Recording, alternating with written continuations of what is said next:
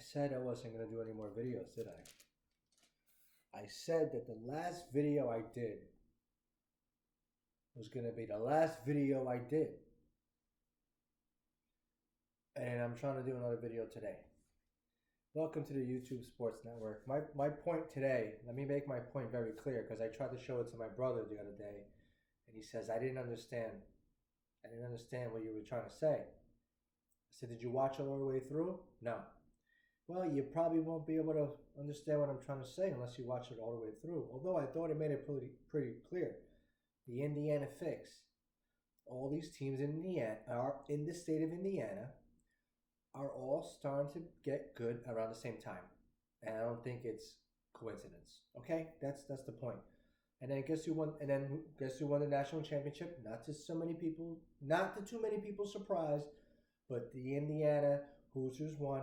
And we did say here, I said it's either going to be like blowout, they're going to be close and blowout, or it might be some craziness behind at the end of the game, some crazy late game drama, which it turned out to be, because they respect Mario Cristobal too much to just make him look, to embarrass him on national television. Pay attention. I could be wrong. I could be wrong. This is my assumption. This is my evaluation. This is my opinion, okay? Now, today's topic is going to be, and not 35 minutes and 45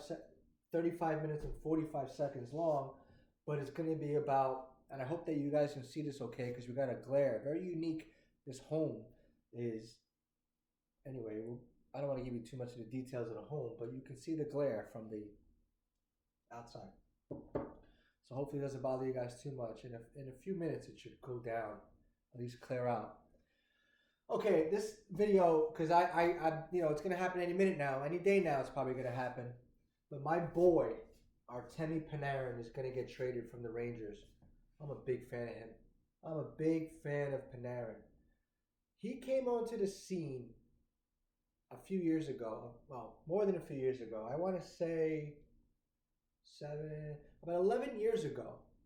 About 11 years ago, this random guy named Artemi Panarin, wearing number 72, was playing for the Blackhawks, and he scored like 77 points in his first season. Who the heck is this guy? I think he followed up the next year with like 74 points. Him and Patrick Kane, within a short amount of time, was like a duo that they were talking about, like that caught the league by storm. These guys had really good chemistry. So much so that the Rangers tried to revive that chemistry a couple years ago by bringing in Patrick Kane, but they got him when he was all banged up. Apparently he was already hurt, and they brought him on because he didn't play too hot. He didn't do too good. All right.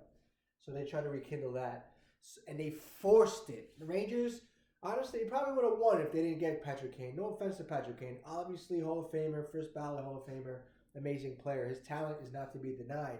It's the fact that the Rangers shot themselves in the foot and decided to bring Patrick Kane in, okay, but put him in a role in certain spots that he had no business being in.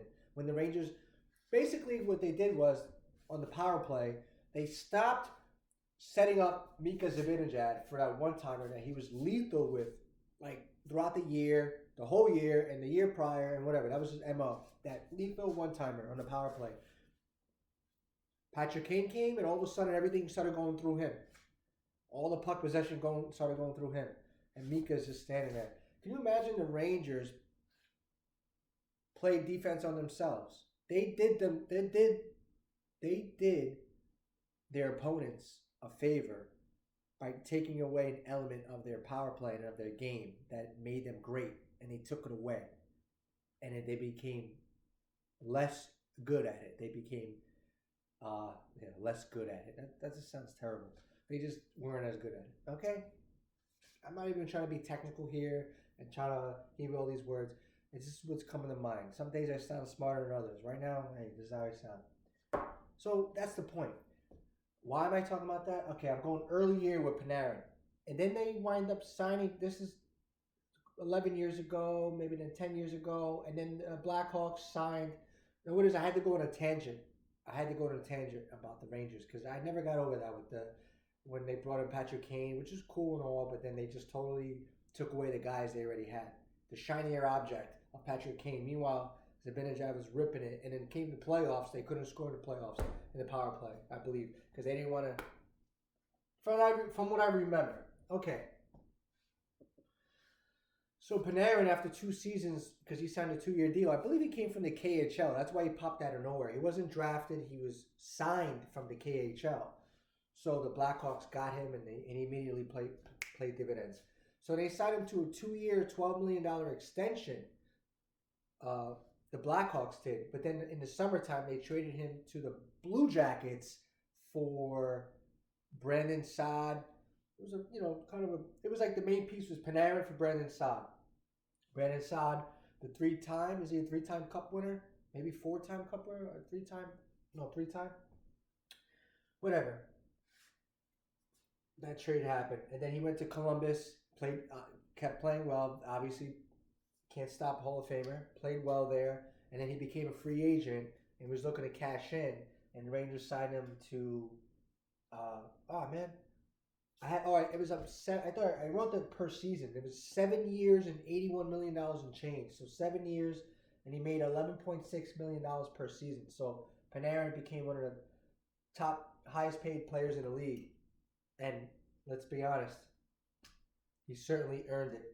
606 points in 480 games with the Rangers. This is his 7th season, his final season with the Rangers. 606 points in 480 games. $11.6 million per year. He's 34 years old. I put his birthday here just to show that by next year he'll be starting the season or he'll be just getting underway the season, and he'll be 35. So he turns when he is older. When his birthday hits, it's usually near the beginning of the year. Why does that matter? I don't know. For my brain, it matters. I like clean breaks, right? Clean breaks. So 34, he starts the season. Next year, he'll be starting it at 35. It's just the technicalities I have in my brain. Anyway, for his career, he has 926 points in 802 games. When I tell you this is one of the greatest players of all time, it is not an understatement. One of the greatest players of all time is Artemi Panarin. He is a scorer. He is way above points per game. I mean, yeah, you have the likes of McKinnon, and you have the likes of McDavid and Kucherov and Pasternak. Like, I've highlighted those guys in a prior post in the beginning of the season talking about McDavid and his contract, and I shouted out certain guys that you just can't deny. And Panarin is certainly one of those guys you just can't deny. So now he's going to be a free agent after the season. Right now, the Rangers are 21, 24, and 6. They have 48 points in the season. I mean, they're like within the bunch. They're the worst team in the Eastern Conference. They have the fewest wins at home. They have 5 wins at home. Can you imagine the amount of money that these people are spending to go attend the Ranger game, and you're getting the worst product in hockey, and you're spending the most money to go watch that product? That doesn't even add up. And that's why I made an argument a while back. This is why the Knicks for so long didn't care if they were bad or good, because they were always number one in revenue. They didn't have to be good for people to show up. That's dangerous for the people who decide if they want to go or not. For the organization, they don't care. They don't have to put the best product. People are going to show up anyway. But the Rangers, 5 wins, worst in hockey, 16 wins on the road, is still, believe it or not, even after not winning too many games recently, is still number 2 in the league. I say number 1 in their conference. No. Tampa Bay has 18 wins on the road. That's number 1. The Rangers have 16 wins on the road. That's number 2 in the conference. I actually think this is number 2 overall in the league, because I think Colorado and maybe one other team has about 15 wins on the road. So the Rangers, 16 road wins is... I'll just write it, just so if anyone's watching, they didn't hear it. 16 road wins. I just want to have an excuse to write. 16 road wins, and this isn't even about that. 5 home wins. How horrible is that? Absolutely horrible. Absolutely horrible. OCD alert. I gotta connect that 0 there. That's the Rangers this season. They really have had like a precipitous drop, and now they came out with a letter that they're going to retool. And this is why we're here today, because I want to talk about my boy, because I had this feeling that the last game we saw of Panarin, the last game I watched of him was it against the Ducks. I thought that that's the last time we're going to see Panarin in a Rangers uniform, because they kept saying, they kept highlighting how many minutes Panarin was playing that third period. And I looked at the box score. He played 21 minutes and 54 seconds, which wasn't any more than isn't the highest he played in any game. So he does get that, but I guess I don't know, they were highlighting that the Rangers were pushing him in the third, and they lost again to the Ducks. That's twice now they lost to the Ducks in the season. All right. So I was thinking, let me get this video out and talk about it before he gets traded somewhere, because it's happening any moment. Because nowadays in sports, especially hockey, well, sports in general, but especially hockey, you're seeing guys get traded earlier before the deadline. Before the NHL deadline is reached, guys are getting traded to their new teams a month, sometimes a month and a half, 2 months before the deadline. You might as well do it, because he has nothing to prove at this point. You already know how good he is. And, God forbid he gets hurt. Now you can't trade him, right? So expect a trade really soon. So before that trade happens, there's a whole bunch of teams. Anybody in the race could pick up Panarin. Well, most teams are going to have their eye on picking up Panarin without a doubt. Because I've always said this, and I've been saying this for a while. I mean, I don't want to keep being that person that says, I told you so. But the league has been trending towards that, more parity. I've always said you got to come. I got to stop saying that. I got to stop saying I always said. How about that one? The league always had really good teams. Or over time, there's always like the really good teams, the really bad teams, and then everybody in the middle. That has become the norm. Really good team, really bad teams, everybody in the middle. That's exactly what's gone on now. Now it's like, without question, everything is just so bunched up. That's great for, I don't think maybe this might not be for coincidence. How about bettors? Isn't that good for the betting? Good luck putting a bet down on a certain team. Although if those who know that they can see through. I'm not saying I pick winners, and when I say those people know, I'm not saying I'm referring to myself. I could be referring to myself. There are times when you couldn't tell above others, just like there are other people who could tell certain teams stand out than others. Sure. But also sometimes the league will show you that what you see is what you get. The top team, don't overthink it. That's the top team for a reason, and the top team will win. So for betting purposes, parity is a good thing. For the league purposes, parity is a good thing, because you want to have open competition, right? So without going on too much further, I'm not going to get too deep in the analysis of this. I want to talk about the three teams who I think should go after Panarin, who I believe will be in the running for Panarin. And these two teams on here, at least one team on here is going to shock people, and that's the Islanders, right? There's a whole host of teams. Colorado, Dallas, the two top teams in the West, right? Are they? Vegas. All the top teams are going to go after Dallas. And for the Rangers, it's always like, who is the best package in return the Rangers can get? What team should they trade Panarin to that they'll get the best package in return, the best deal in return for the services of Panarin? Because you're trading a superstar. You're trading a first ballot Hall of Famer. You're trading somebody who's making top money. So you want to be able to make the best of it. You already had him for 7 years, and he did everything he can. He's had phenomenal seasons. So you want to get the best package in return. It's a difficult journey. I mean, it could be a pressurized situation, and you want to get it right. So Chris Drury wants to get it right. The GM of the Rangers. But I'm just going to go finish here with these three teams. Like I said, there's a bunch of teams, but I want to focus on these three. If I'm the Islanders, I'm calling. Rivalries, yeah, they still exist, but in hockey, they took away a lot of the schedule has been condensed. So you don't play your division as much as they used to, which is not the worst thing. I like seeing all the other teams as opposed to having to see the same team in your division like 9 times, right? So they lessened it. So I feel like it kind of took away from the whole rivalry aspect. Or if anything, maybe it enhances it because you don't see each other as much. So when you do see each other, you get more furious about it. Absence makes the heart grow fonder, right? Something along those lines. So when these guys, they don't see each other often. So when they do, all the old memories start reviving back in their minds. Anyway, this is the thing. I put the Islanders here because I believe the Islanders have 10 more points than the Rangers. Islanders have been on this kick for a while now. It's like, what are we? Are we good? Are we bad? Are we retooling? Are we rebuilding? Are we staying the same? For so long, that they're very consistent, the Islanders. They don't make a lot of changes off their roster. Every now and then you'll sprinkle guys in, but they make slow changes, you know? They make methodical changes. But people forget, Artemi Panarin was really close to being an Islander 7 years ago. The Islanders, I think, and the Rangers are both duking it out for the services of Panarin, and he wound up going with the Rangers. So I'm thinking 7 years later, Islanders being in the hunt, being in a good position, and hopefully they make the playoffs. I'm a Rangers fan, but let the Islanders make the playoffs. Who the hell cares? I mean, most Ranger fans would say, all right, I'm going to disown you, but think about it. You never had ownership over me anyway. So my point is that the Islanders are in a good position right now. They would be smart to be able to make a trade with the Rangers. But again, you think of it this way: would the Red Sox and the Yankees make a trade with each other? You could look at these two teams as like the Yankees and the Red Sox. Would they?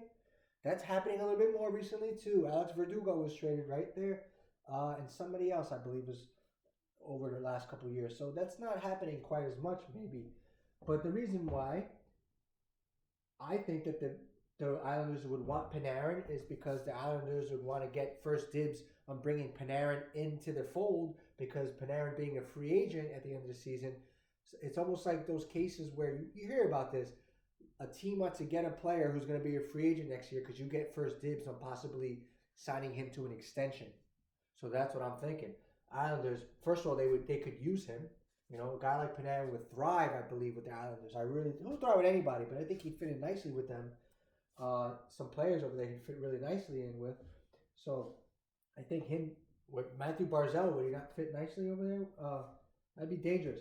So I think the Islanders, on the history of them wanting Panarin in the past, being in a position that they are right now to compete, their window, the Islanders' window, you never know with them. Even though they have some young guys coming up, and they're going to probably be steady, they do have some turnover coming on.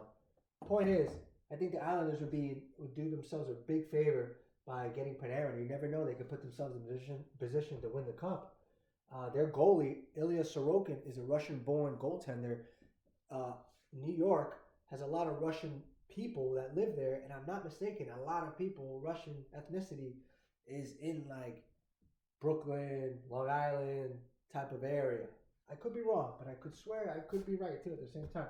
So the trade in value in return would be Kayshawn Atchison. Kayshawn Atchison was, I believe, the 17th overall pick in the draft by the Islanders in 2025. And I heard that the Rangers were interested in getting him, but the Rangers weren't able to get him because they didn't have a first round pick, so they couldn't get him. So now I'm thinking, with the Islanders having a nice farm system, a good group that they have now, guys signed long term on defense. Matthew Schaefer, unbelievable player. He's going to be the long term answer as defenseman. Maybe a guy like Sean Atchison, who the Rangers were very interested in but couldn't get him, will do the trick in return, with also a first round pick, and I put a third round pick. The Islanders have 2 first round picks. With Panarin being available to sign next year, you don't want to give up too many assets. So with them having 2, the Rangers can't trade Panarin without getting a first. They have to get a first. Any trade that Panarin's going in, you're getting a first without question. And if you can get 2, you'll get 2. I put 1 here because the Islanders are not trading 2 first round picks to the Rangers. No way. Unless you want to trade them 2 first round picks and keep Atchison, okay. But I say Atchison, first round and a third. Not a second. Like I said, I think they're going to be smart about it. I think the Rangers, the shiny, I've used that already, but saying or putting Atchison in there fulfills the Rangers' original desire to want him, to get him. So you get him, throw in the first, and you don't have to throw in another second in this pick. You could throw in a third. Unless they throw a second in, sure. But I think the appeal of getting him and a first is enough to appease the Rangers. So I'm not sure, but that's kind of where I would go with that one. Here we go. We'll move on to the Hurricanes. Hurricanes, I think, are 4th in the NHL in goals scored. I think that right now, talking about windows, the Hurricanes have been at it for a while. It was like the Hurricanes and the Panthers. Hurricanes and the Panthers. Two teams over the last couple of years. You're like, who's going to win it? The Panthers are the one to do it. Now it feels like it's time for the Hurricanes to get in the action. They're going to have to get themselves I think they're going to be active and probably get themselves a goalie because they've gotten some injuries there and their level of play hasn't been too elite. So I think they'll get a goalie. But I was thinking that maybe and they might want to add some more punch because they're kind of a top heavy team. I mean they're overall deep team, but they're more of a top heavy team when it comes to scoring, I believe, with the Hurricanes. So I put in Logan Stankoven. I love saying that name, Logan Stankoven. He was traded like twice last year. Was he not? He was traded from the Hurricane. No, he was traded in the Hurricane. No, he wasn't traded twice. Mikko Rantanen was traded twice from the Hurricanes to the Stars. Rantanen went from the Avalanche to the Hurricanes, and then from the Hurricanes to the Stars. And when he went from the Hurricanes to the Stars traded Logan Stankoven to the Hurricanes. So there was some swapping going around. So I'm looking at this, and I'm thinking with the Hurricanes having 3 first-round picks this upcoming year, they can trade Stankoven a first round and a second round. Would that be enough to get Panarin? Or would the Rangers want that in return? Would they want to trade Stankoven, who actually they just signed to an extension, which doesn't kick in until next year? Stankoven's going to be making $6 million a year starting next year. Do the Rangers want to take on a player who's relatively still unproven and is going to be making $6 million a year? A big part of also trading Panarin, because they're not negotiating a deal with him, is to free up some money to make some space. Does the free up space that they're going to have in finances, do they want to commit $6 million to a player like Stankoven?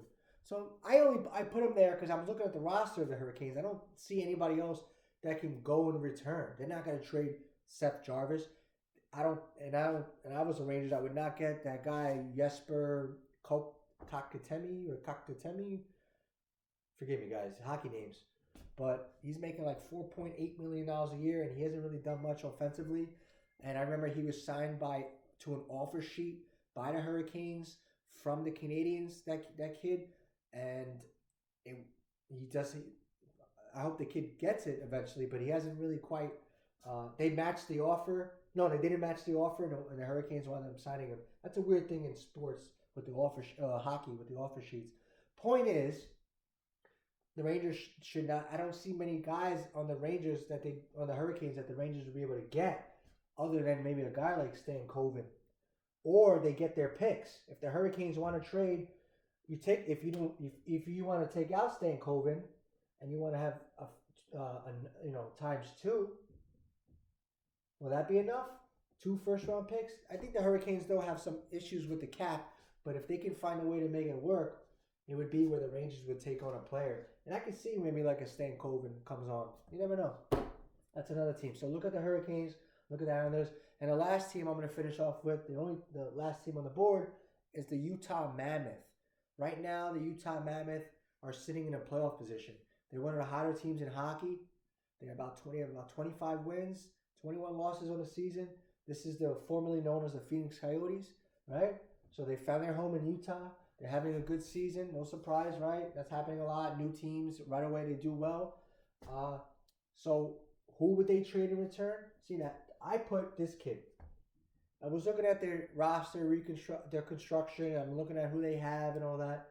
And there's not too many there I think they would part ways with as well. Like, who on the Utah would the Rangers get in return? With the Rangers having this retool idea, you're trying to get either NHL ready guys or like top prospects or a lot of draft picks. You're not taking on you're not taking on contracts unless it's a deal, a player and a contract figure that fits the Rangers' next plan for the next 2-3 years. Because they're not rebuilding, they're retooling. So if they can get an everyday NHL player in return, along with a prospect and a pick, that's very ideal. So when I was looking at the trade partners, I'm thinking Utah is a perfect fit because, first of all, they're 4th overall in goals against. That goalie, oh man, I'm going to butcher this. I don't even think I want to attempt it. He's one of the only lefty goalies, very few lefty goalies, lefty catching or righty catching goalies in the league. Valmeka, I think his name is. This guy's earned his stripes so far in the NHL. He really got a good amount of starts under his belt. He's gotten better over the years. He's having a good season, and I could be. Yeah, no, I'm not going to get there. He's having a good season, and I think that the Utah could do themselves favors by adding even more scoring punch to their team, right? Because they got some good players there. So they have a prospect called Daniil Butt, B-U-T, Daniil Butt. He's a 20-year-old Russian kid. He hasn't played many games with Utah, but he drafted him 12th overall in 2023. So maybe a guy like this who hasn't had too much of an impact on the Utah's roster so far, and if you took him off the roster, it wouldn't really hurt their chances of competing now because he hasn't competed enough or played enough games where you say, oh, if we took him out, it's going to hurt our chemistry. He hasn't established enough, and he's just getting his feet wet. So I can see a guy where, and you could also appease, I use that word again, or it'll satisfy the Rangers fan base in the organization by making sure you get it, like I said, a top prospect. So this 20-year-old Russian kid comes to the Rangers along with a first-round pick and a second-round pick I also put this guy, Lawson Krause, because I really feel like this guy, Lawson Krause, is a underrated hockey player. He makes about $4.3 million a year, and I think that he would be a perfect type of gritty net presence, hard-nosed, fairly hard. In fact, he hits people. He gets in dirty areas. He's a big guy. He fits exactly the type of role that the Rangers could use. So the package I put together was Daniil Butt, Lawson Krause, a first-round pick, and a second-round pick. That may seem like a lot, but a team like Utah that maybe is desperate, is finally in a position that they wanted to be in. We're finally turning things around. Maybe we should try to go for it all. And they're not going to be sacrificing too much because they do have draft capital, and they would be actually parting ways with a contract that is $4 million, which is very fair for a guy like him. Probably really good value. So they'll be able to free up space if they ever decided to want to have to need or use a little space for Panarin. But they do have a lot of cap space at the current moment because not a lot of guys make money there. So this is a team in Utah that should probably attract a lot of free agents in the next coming years. Don't be surprised if a guy like Panarin goes there with the run and gun type of style. Maybe he goes there in the West, and maybe they're setting the table for such thing. So I could see a package like Daniil Butt, Lawson Krause, first round pick, and a second round pick going to the Rangers, and Panarin going to the Mammoth. Because like I said, it's been a while since Phoenix franchise, now the Utah franchise, has tasted the playoffs and experienced this type. So maybe the desperation to even make their fans proud and show that they're gonna go for it all, picking up a Panarin in a season where anybody can really go after it. I'd have to look at how Utah does against teams like Colorado or Dallas or Vegas, but maybe they make a big power move because I don't know. I thought Panarin, when I first thought about Panarin months ago, I knew they weren't going to re-sign him, but I'm thinking he's going to go to a random team. He's going to go to a team like Utah. I remember saying that, but now here we are. Utah's having a good season, and yeah, maybe so. He does go to a team like that. So that's my talk on Artemi Panarin. I said I was going to keep it short, or I thought I did, and here we are. When you got a lot to say in a little bit of time, you got to use it. Thank you for listening to the YouTube Sports Network. Give me your comment, like, share, whatever you want to do. All right.